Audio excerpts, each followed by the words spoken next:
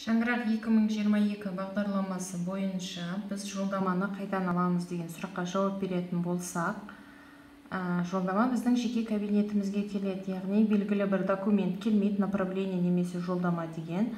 Сіз заявка бергеннен кейін вознаграждениеңіздің сумасына қарай белгілі бір очередь кезекке тұрасыз. Мысалы, шаңырақ бағдарламасында мен өзім заявка беріп, 31 адам, оның ішінде мен 4 немесе 5-ші орынды иелендім. Енді қараңыз.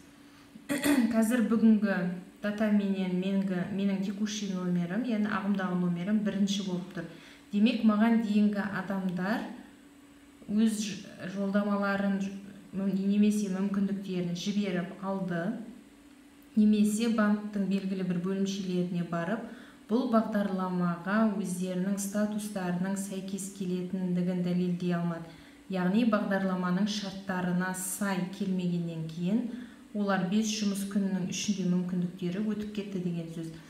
Менің мына жерде ваш текущий номер в очереди 1 деген сөз, бұл маған мүмкіндік берілді деген сөз. Қараңыз, мына астыңғы жағында проверка платежеспособности до 27.06.2022, яғни маусымның 27-сіне дейін 5 жұмыс күнінің ішінде мен отбасы банктың бөлімшесіне бару керекпін.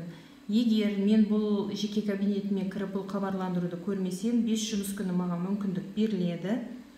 5 жұмыс күнінің ішінде мен отбасы банктың бөлімшесіне бармасам, менің заявкам автоматты түрде аннулировать етіп, кезек менен кейінгі тұрған адамға түседі. Және сіз банк бөлімшесіне өзіңіздің удостоверение личности, жеке куәлігіңіздің оригиналын алып барасыз.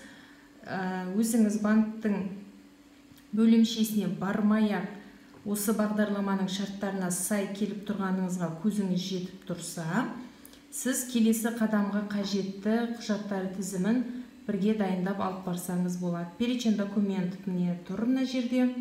Қазір біз ашып көретін боламыз қандай құжаттар керек екенін. Шаңырақ бағдарламасына қажетті құжаттар. Қараңыз. Отбасы банкке қажетті құжаттар, жеке құжатыңыз өзіңіздің немесе жұбайыңыздың, заңды некеңіз болса, міндетті түрде жұбайыңыздың да жеке куәлігін алып барасыз. Некеге тұрғаныңыз немесе ажырасқандығыңыз туралы куәлікті алып барасыз. Балаларыңыздың туы туралы куәлігін алып барсаңыз болады. Себебі шаңырақ бағдарламасында бұл бағдарламаға қатысып үй алу үшін белгілі бір шекті сума белгіленген. Әр адамның басына шаққанда отбасындағы белгілі мына сумадан аспау керек деген. Соны дәлелдеу үшін өзіңіздің және жұбайыңыздың бар екендігін, некеде тұратыңыз балаларыңыздың бар екенін түпнұсқа құжатпенен дәлелдейсіз. 3 айға жарамды егов жүйесінен мекенжай анықтамасын алсаңыз болады. Бұл анықтама қазіргі таңда белгілі бір формада шықпайды, және бұлны жеке кабинетіңізден тұрғылықты мекенжайыңыз тіркегендігі жазылған бөлімнен ала аласыз. Және Қазақстан Республикасы бойынша өзіңізге және отбасылы балалы болсаңыз, отбасы мүшелеріне, жұбайыңызға, балаларыңыздың әрқайсысына жеке-жеке Қазақстан Республикасы бойынша атында жылжымайтын мүлкі жоқ деген анықтама аласыз. Бұл анықтама бар болғаны 1 күнге ғана жарайды.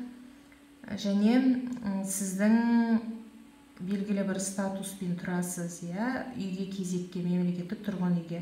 Сол жерде мемлекеттік қызметкер болмаса, бюджеттік организация қызметкері, жалғыз басты ана, толық емес отбасы, көп балалы ана, әртүрлі статуспен тұрасыз.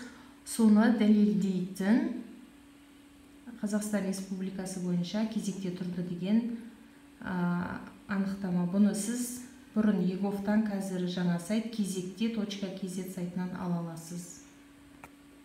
Осы құжаттарды алып, сіз барсаңыз, бағдарламаның шарттарына сай келесіз бе, келмейсіз бе, барлығын анықтайды. Сіз екінші этапқа өтесіз бе, өтпейсіз бе, сізге жауап береді.